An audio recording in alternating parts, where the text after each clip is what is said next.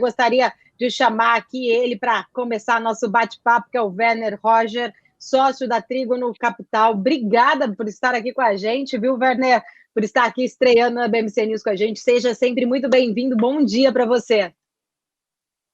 Bom dia, obrigado pela estreia, obrigado pelo convite. Espero que não seja apenas uma estreia, né? Outras oportunidades, né? Então, hoje também teremos a nossa live, a última do ano, na Trígono Connection. Então, também vai ser uma despedida do ano, né? Então, uma estreia e uma despedida. Então, obrigado aí estamos aqui sempre de portas abertas. Obrigada, a gente que agradece. Bom, queria, na verdade, começar o nosso papo, começar conversando com você um pouquinho, falando um pouquinho sobre a filosofia de investimentos em small caps que vocês têm. A gente falou bastante sobre small caps durante essa semana, e aí a gente agora aqui queria falar um pouquinho mais contigo sobre esse assunto, pedir para você comentar um pouquinho para a gente, um pouco da estratégia que vocês usam para encontrar essas empresas, explicar melhor como que vocês equalizam ali, né, o ESG com dividendos, valor econômico agregado nessa análise? Então, é bem interessante, né? Porque, inclusive, hoje, na live, né, o primeiro tema, nós vamos falar do fundo Delphos Income, né, que é o nosso fundo de dividendos, que, na realidade, ele é um small caps, mas voltado mais a dividendos, né? Então, vamos definir o que é small caps. Existem vários critérios, definições. Nós fizemos uma ampla pesquisa. Então, no mundo, nós encontramos que a média, né, empresas com valor mais ou menos de 1,3 bilhões de dólares de valor de mercado, né? Então, isso é a média mundial. Nos Estados Unidos, que é o maior mercado, digamos assim, a maior referência, né, nós encontramos um valor muito próximo, de quase 1,4 bilhões de mediana, porque lá tem os extremos, né? É um mercado muito grande, tem empresas muito maiores, menores. Então, nós usamos a mediana, também deu um valor muito próximo, de 1,4 bilhões de dólares, né? Então, quando nós definimos small caps na Trígono, nós usamos, né, esses dois critérios, na verdade, 1,3 bilhões de dólares, e o câmbio era R$4 na época. Então, nós definimos o nosso universo, né, o nosso critério de small caps, empresas com valor de mercado abaixo de 5 bilhões de reais, né? Aí, o próximo corte inferior, né, que seriam as microcaps, mais ou menos 350 milhões de dólares, então daria mais ou menos 1,5 bilhão, né? E a banda superior, nós chamamos como as mid-caps, com valor acima de 5 bilhões de dólares, que dariam 20 bilhões de reais, né, valor de mercado. Acima disso, para nós já é o universo aí das grandes empresas, né, que são as large caps, né, que compõem boa parte do índice Bovespa. Então, esse é o critério, né, do que é small caps, né, o micro caps, né, diferentes critérios. Em relação a ESG, né, nós aplicamos na Trígono critérios assim bem rigorosos, né, primeiro assim de restrições, né, então que nós chamamos aqui nossa lista negra, empresas que por algumas questões, né, que nós definimos, são excluídas independente de preço, valor ou qualquer outro motivo para investimento. Então é uma lista de exclusão.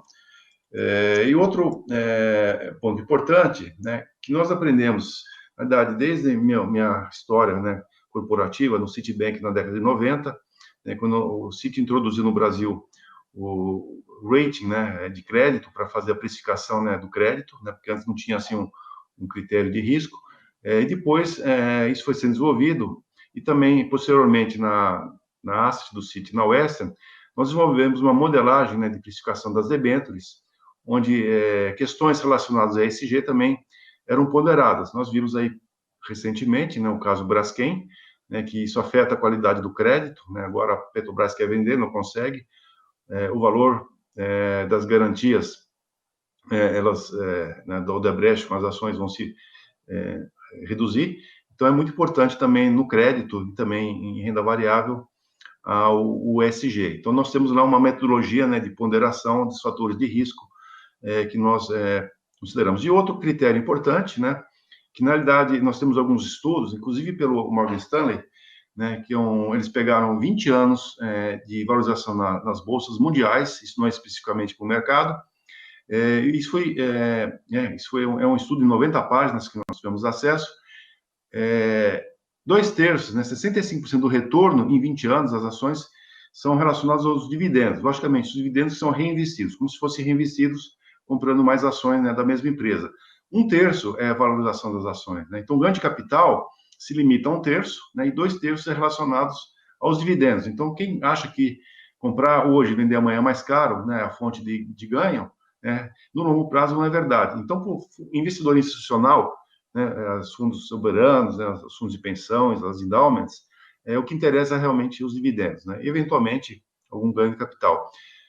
Então, nós combinamos os dividendos, né, a questão do ESG, né, e aí o nosso universo de investimento, que são as small caps, e o nosso trigo, né, na realidade, a terceira vértice. Bom, como é que você avalia, então, as empresas? Como é que você calcula o valor das empresas, né? Nós usamos uma metodologia única aqui entre as gestoras no Brasil, né? Não fomos nós que inventamos, que é o EVA, né? Em inglês, o Economic Value Added, em português, Valor Econômico Adicionado, que foi desenvolvido pela Stern Stewart, né, se não me engano, em 82, né? Então, ele basicamente ele calcula, né, o retorno, né, ao capital investido em relação ao custo do capital do investidor, né? Quanto maior essa diferença, né, maior o retorno sobre o custo, maior a geração de valor, que é o EVA. Bom, gerar valor já é um critério? Não, porque o fato de gerar valor não significa que está barato. Aí nós vamos quantificar, né, essa geração de valor, né, no longo prazo, né, trazer valor de presente, como se fosse um fluxo de caixa descontado, mas nós estamos descontando a geração de valor ano a ano, pelo custo de capital ponderado ano a ano, e sendo que as taxas de juros se modificam ano a ano, né? Então, essa é a nossa metodologia, e aí temos um valor que nós calculamos. Aí vamos fazer o cálculo, como é que o mercado precifica?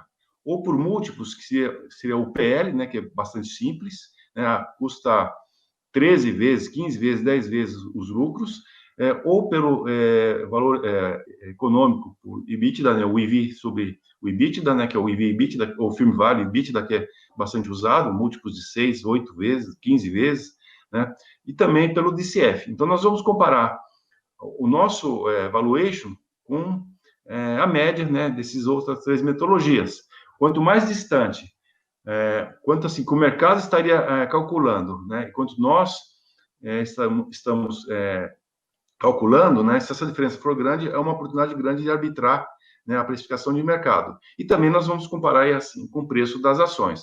Então, para nós, as melhores oportunidades estão nessa diferença entre o valor do preço, né, das ações do mercado, né, o valor que nós calculamos e o que o mercado está calculando, né? Então, nós vamos arbitrar, né, essa diferença, e aí vamos observar, logicamente, a liquidez, né, para fazer a composição das carteiras.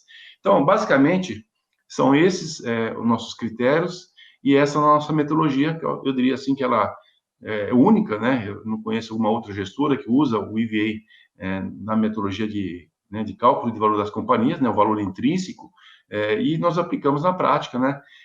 As empresas, várias empresas, né, no Brasil, acho que uma das primeiras foi a Ambev, né, que usa ainda, várias empresas usam, né? Então, o EVA, ele é uma ferramenta de gestão, né?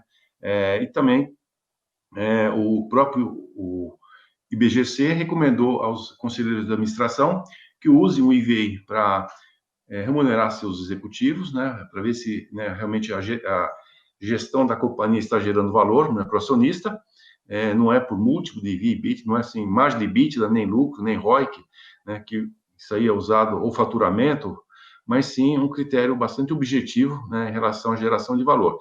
E também o IBGC recomenda que as companhias utilizem essa ferramenta, né? Um exemplo recente, né, que já é o 2º ano, a Petrobras divulgou o plano estratégico pelo 2º ano consecutivo, e eles disseram que foi baseado no EVA, né? Então, a própria Petrobras já introduziu, né, há 2 anos, é o 2º ano, essa metodologia para ver o que é melhor investir em petróleo, ou em refinaria, ou em gasoduto, né? O capital é escasso, né, muito caro, né, o capital do acionista é escasso, e eles têm que investir naquele segmento que proporciona o maior retorno para o acionista. Então, basicamente, se eu podia resumir, são esses nossos critérios e processos de seleção de empresas. Uhum. Legal, eu queria trazer o Marco Saravalli para a nossa conversa aqui também, Uhum. já que o Marco também é ali o defensor de small caps, tem até um projeto ali voltado apenas para small caps, a gente recebe muitas perguntas, acho que o Marco, melhor do que eu, pode falar mais exatamente sobre isso, de tantas perguntas que acabam chegando sobre small caps, por isso que acabamos levantando essa pauta ali nos últimos dias, para falar um pouquinho mais. Eu queria que o Marco falasse ali com o Werner em relação a isso, já que vocês falam bastante sobre small caps, assim, o porquê, né, na verdade, vocês acham que tem tanto investidor hoje de olho mais nas small caps até. Queria que você falasse um pouquinho mais sobre isso para a gente, Marco. Bom, bom dia, Paulo, bom dia, Werner. Obrigado pelo tempo, pela disponibilidade. O Werner, não, assim, eu queria só assim reforçar a visão, assim, por que a Trígono, enfim, acho que sem citar o nome de algum executivo da Trígono, fala assim, por que escolheram as small caps? Né? No sentido que até que a gente tem visto, assim, recentemente as ações menores lá fora apresentando um bom desempenho, né? Desempenho maior do que as large caps.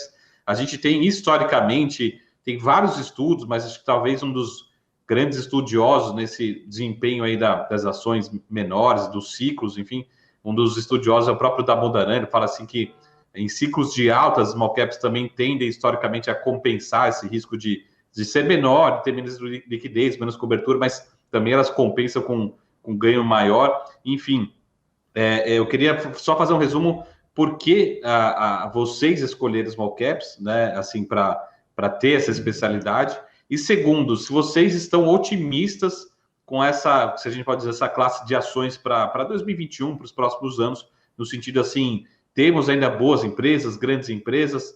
Até eu tô com um gráfico aqui no fundo, que é um gráfico feito pelo próprio Bank of America, nesse estudo que ele fez globalmente, e ele está falando que os principais gestores do mundo todo, né, na base que ele fez as perguntas do mundo todo, os gestores estão otimistas com o desempenho de small caps como não esteve nos últimos anos, ou seja, será que realmente a gente pode ter um ano bom aí de valorização, como você falou, de bons dividendos, geração de caixa dessas companhias, olhando. Então, assim, uma coisa, são duas perguntas, né? Uma é o histórico, por que escolheu small caps, olhando para a história, tanto do fundo, e segundo, como é que está a visão do ânimo para esse segmento aí para os próximos anos, para 2021? Bom, bem interessante, Marco. Na verdade, eu como pessoa física, né, comecei a investir em ações em 83, quando encerrei meu treinamento de trainee no Chase, aprendi a analisar balanço, né? Eu já tinha muito interesse. Então, desde então, até comparando com... Eu investi em fundos, né? Investi em 2 fundos, que eram do London Multiplique, né? Que era o Lloyds, com o grupo Multiplique, que tinha um fundo que era 50% de ações e 50% de renda fixa. E tinha um fundo do Bozano, que era 100% em ações. Então, eu investia nos dois, até que eu ganhei confiança e passei a investir como pessoa física. Bom, então eu tenho uma história de 37 anos como investidor, né, já em empresa de tudo quanto é tamanho e tal, e percebi, como investidor, que aquelas que me deram maior retorno foi justamente aquelas que eram menos acompanhadas pelo mercado, né? Então a gente fala a questão de arbitrar, né, a má precificação, né, e também a que pagavam dividendos. Então, tipo assim, minha aposentadoria se formou nesse período todo. Se eu dependesse hoje de renda, seriam os dividendos, né, que essas empresas compõem. Depois, mais assim, recentemente, né, eu fui gestor na minha empresa anterior, né, de estratégia small caps. Tivemos lá quase $1 bilhão sobre gestão, né, em small caps, estratégia small caps, e com desempenho muito assim, acima dos... Mesmo os índices de referências, né, que o próprio contratante, nossos clientes contratavam, nós tivemos um desempenho bastante positivo. Então, assim, na prática, e não é um valor pequeno de pessoa física, né, é um valor de $1 bilhão, é bastante relevante, né, em relação a... Tenho mais 2 coisas para contar aqui. Tem um outro estudo também do Morgan Stanley, né, nós temos esse estudo de 25 anos, ele, na verdade, a data que nós temos é de janeiro de 2019, então eles pegaram as diversos tipos de classes de investimentos e compararam. O small caps teve um retorno de, sim, eu estou citando de cabeça, não estou com ele aqui aberto, posso até abrir e ter os dados mais precisos, mas o small caps, né, no mundo, teve um retorno de 650%, né, foi o de maior retorno. O segundo de maior retorno foi o que eles chamam de momentum. Momento são aqueles investidores que investem nas ações que estão subindo, né? Tem eles pegam lá nos últimos 12 meses, é quase que um top-down, né? O setor de varejo, o setor de petróleo, dependendo da mineração, né? Então, tecnologia, então é aquele mais ou menos, digamos, chama-se de moda, é mais setorial. Então, esse foi o segundo maior desempenho. E o pior desempenho, os piores desempenhos é uma coisa que é contra, né, até os bons sensos, chama-se de valor, né? Empresas realmente que falam que estão muito descontadas em seus múltiplos, né? Até uma surpresa, porque o que chama-se de valor, na realidade, teve o segundo pior desempenho, né? E bastante, assim, 260% em 25 anos. Bom, isso foi constatado pelo próprio Morgan Stanley, que isso é a nível mundial. E o segundo estudo, que eu acho muito importante, né, que nós temos também o estudo completo, que foi o prêmio do CFA em 2013, né? Então, o CFA, né, a organização, eles fazem uma seleção dos melhores trabalhos, né, dos analistas. E, no caso, foi escolhido o trabalho do Roger Ibbotson, né, uma equipe, são mais 3 pessoas, né? Teve lá, acho que aluno dele. Roger Ibbotson, ele é professor de finanças em Yale, né? E ele também tem uma gestora, chama-se Zebra Capital, né? Zebra Capital. Bom, e ele como gestor e também como um acadêmico, né? Ele fez um estudo, se eu não me engano, também é de 20 anos, nos Estados Unidos, e dividiu em 16 quartis, por tamanho, que ele chamou de micro, small, mid e large caps, e também por liquidez. Então, ele dividiu a liquidez em 4 quadrantes, né? 4 quartis, e combinou. Então, são 16. E justamente o que teve maior retorno no longo prazo foram as microcaps de baixa liquidez e de média liquidez, né? Então, comprova que o tamanho, né, que são as microcaps, e as de menos líquidas, né, e o segundo menos, quer dizer, as menos líquidas né, e um pouquinho menos líquida, foram as que tiveram o maior retorno. E o pior retorno foram as empresas maiores e com maior liquidez. Então, é muito interessante isso, e tanto que ele ganhou o prêmio. Esse trabalho é disponível, né? Está disponível, acho que eu tenho ele, quem quiser pesquisar, depois atualizou de novo, né? Então, assim, foi mostrado, né, de forma acadêmica, esse estudo, né, e também de forma prática, que foi pelo Morgan Stanley. Então, também, se a gente observar que o retorno do índice Small Caps em relação ao Bovespa, né, desde o início, em abril de 2008, já não lembro exatamente agora, porque isso vai mudando toda hora, o Small Caps teve um retorno muito maior do que o Bovespa, né? E também, importante, com menos volatilidade. Então, para quem usa a volatilidade como fator de risco, né? A nossa história aqui no Brasil de Small Caps contra o Bovespa, é um retorno, se não me engano, foi 120%, 125%, contra 38%, né, do Bovespa. Isso, se não me engano, foi até novembro. E com uma volatilidade de 20% contra 20%, 25% do Bovespa contra 20% do Small Caps, né? Então, demonstra também no Brasil que isso foi uma realidade, né? Então, não é assim crença. E existem, a gente pode estar comentando, por que você explica, quais são os fatores que explicam, né, essas observações, né, e também esse estudo, que aí é um acadêmico, mas por que disso? A gente pode estar também, também a nossa opinião a respeito disso. Logicamente, pode ter vários fatores.